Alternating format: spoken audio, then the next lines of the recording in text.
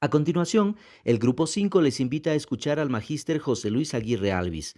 En su condición de investigador de la comunicación, desde Bolivia tuvo el acierto de traducir el ensayo del doctor Luis Ramiro Beltrán, Adiós Aristóteles, la comunicación horizontal.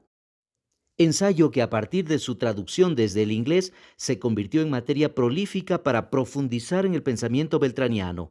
El profesor Aguirre revela por primera vez en una entrevista los pormenores de esta tarea que emprendió en el año 1986. Esperamos que disfruten de la entrevista.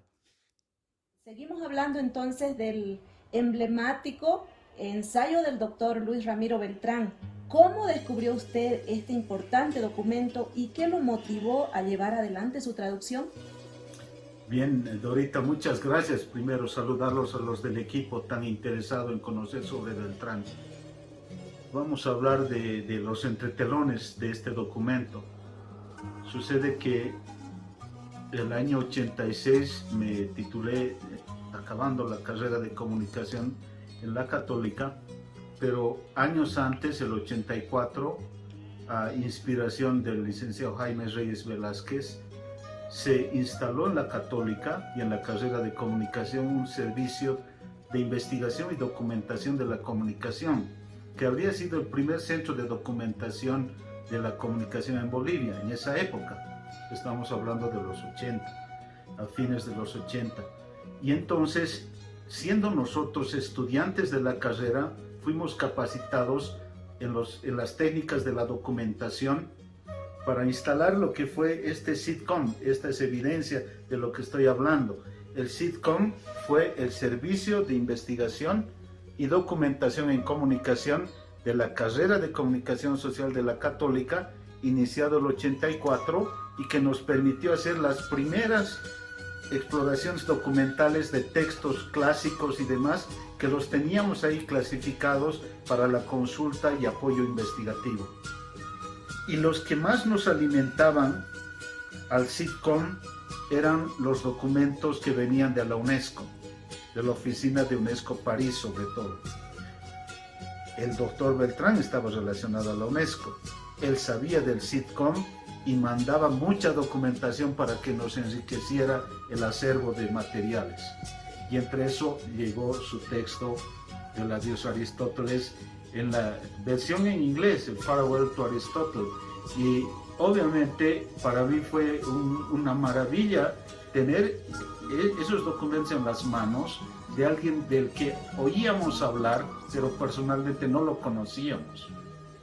Y fue el tiempo que me permitió también acercarme a él cuando hice un curso de especialización en CIESPAL en el Ecuador el año 86 también, y ahí lo pude conocer personalmente al doctor Beltrán, porque él era el consejero regional de la comunicación e información para América Latina, sede en Quito.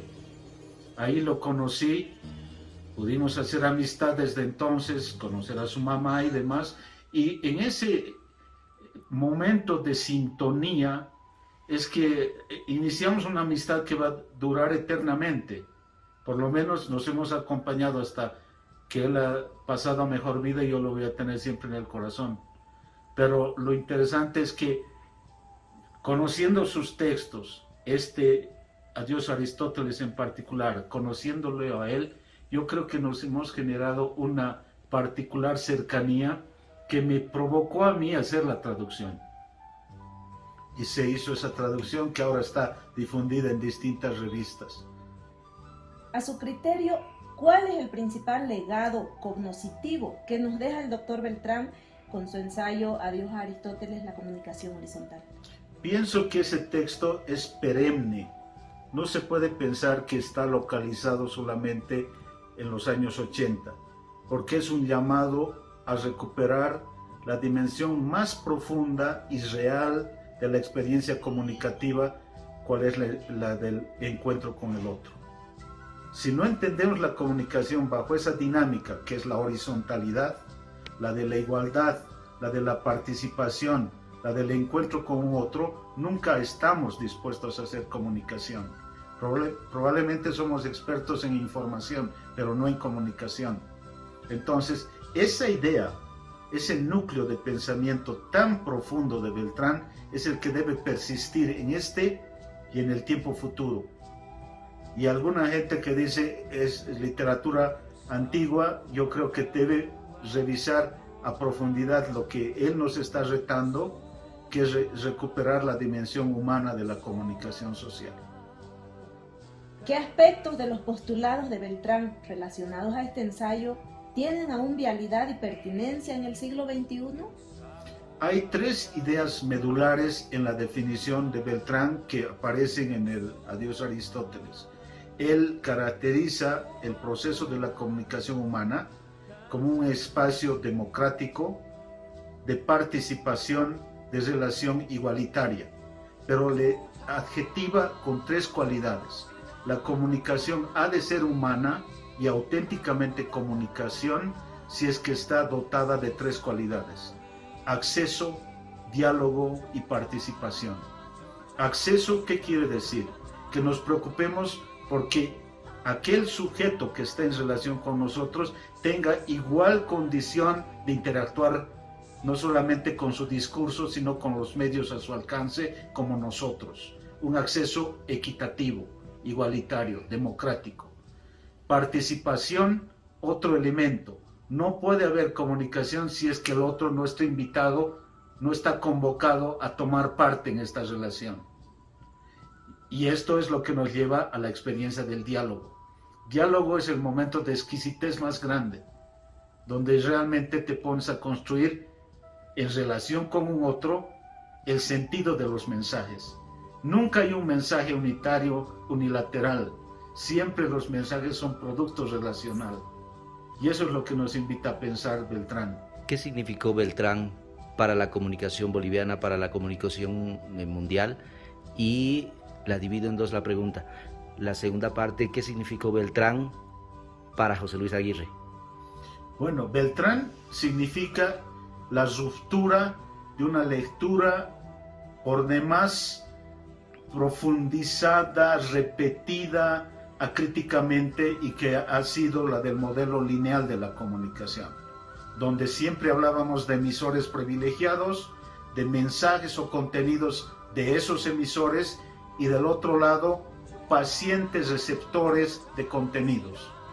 Ese modelo es el que lo desnuda Beltrán diciendo adiós a Aristóteles, porque ese modelo de la linealidad venía prestado de la retórica aristotélica, porque Aristóteles nunca habló de comunicación. Él hizo manuales en su época, producción intelectual, sobre cómo persuadir, cómo debe actuar el orador. Y es de allí que nos prestamos ese modelo retórico para pensar que era la comunicación, y se lo ha ido reproduciendo mecánicamente, históricamente, y haciéndonos perder la riqueza de lo que es la experiencia de la comunicación. Para mí, la presencia de Beltrán es un signo providencial, porque no hay casualidades en la vida. Todo está escrito en las estrellas, y eso por designio divino. ¿Por qué? Porque se va a dar, y se ha dado este encuentro por amigos comunes como Jaime Reyes, que sí era un estrecho amigo de Beltrán, pero él lo puso en nuestro camino, siendo sus estudiantes, no solo para leer de Beltrán, sino luego para acercarnos a él, y a mí en distintos momentos de la vida me ha acompañado Beltrán. Cuando estaba haciendo el estudio de posgrado en los Estados Unidos, en la Universidad de Iowa, hay un contexto totalmente ajeno a la realidad latina, quien me estaba acompañando, porque él también tenía mucha gente conocida en los Estados Unidos, era Beltrán. Te voy a vincular con Frank Geras, te voy a vincular. Y así hemos sostenido nuestra propia formación. Me he nutrido de él, me ha acompañado, ha sido un amigo, ha sido un tremendo camarada, ha sido un padre referente intelectual también para mí, que le doy eternamente gracias a Dios haberlo puesto en mi camino, definitivamente. Nosotros admiramos a Beltrán. ¿Beltrán a quién admiraba? Uno de los que realmente ha debido tener una incidencia muy grande en su trabajo era Paulo Freire. Y yo alguna vez le pregunté, y doctor, ¿usted lo conocía a Freire? Y él me dijo, lastimosamente no, personalmente. Pero se nutrió mucho de esas ideas de Freire para construir su modelo de comunicación como un proceso de cambio social, de horizontalidad y de democracia. A otro que admiraba profundamente es nuestro amigo Frank Geras, el norteamericano que fue misionero en Bolivia, que trabajó en el Beni y que fue el autor del primer concepto de comunicación que está traducido en su libro La comunicación horizontal. Y Beltrán es muy honesto en eso. Dice, yo me he prestado el concepto de comunicación horizontal de Frank Geras. Que lo haya ampliado, reflexionado, eso es otra cosa. Pero el pionero de esa idea fue gestado justamente aquí en Bolivia por Frank Geras. ¿Qué diría el doctor Beltrán sobre la comunicación o la información de los nuevos tiempos, las plataformas sociales, las plataformas digitales, los fake news? ¿Qué diría el doctor Beltrán? El doctor Beltrán en los últimos años nos quiso transmitir una especie de desasosiego, o sea, una especie de sentimiento de pérdida de esperanza. Porque él veía estos fenómenos, no solamente los tecnológicos, sino los del contexto humano, político y social, como totalmente antagónicos a su discurso humanista. Él decía, parece que hemos estado remando en contrasentido, hablando de un nuevo orden, o hablando de una comunicación en un sentido de reciprocidad, porque ni las escuelas, ni los centros de formación, ni los comunicadores como tal quieren ya apegarse a esa visión, él decía, se desalentaba. Y yo le decía, doctor, más bien, vea usted oportunidades en las que hoy día podemos seguir haciendo una comunicación de encuentro. ¿Qué es lo que nos dice el Papa Francisco? No desconozcan estas potencialidades, más bien pónganlas en clave de encuentro. Porque si hay esa clave de encuentro con tecnología o sin tecnología, vamos a estar haciendo comunicación. Si el doctor Beltrán lo estuviera escuchando a usted en este momento, ¿qué le diría?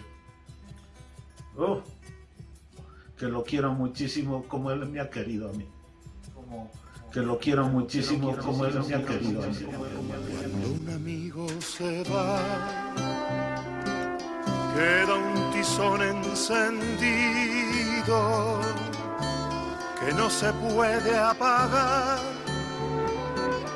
ni con las aguas de un río. Cuando un amigo se va, una estrella se ha perdido, la que ilumina el lugar donde hay un niño dormido. Cuando un amigo se va, se detienen los caminos y se empieza a revelar el duende manso del vino.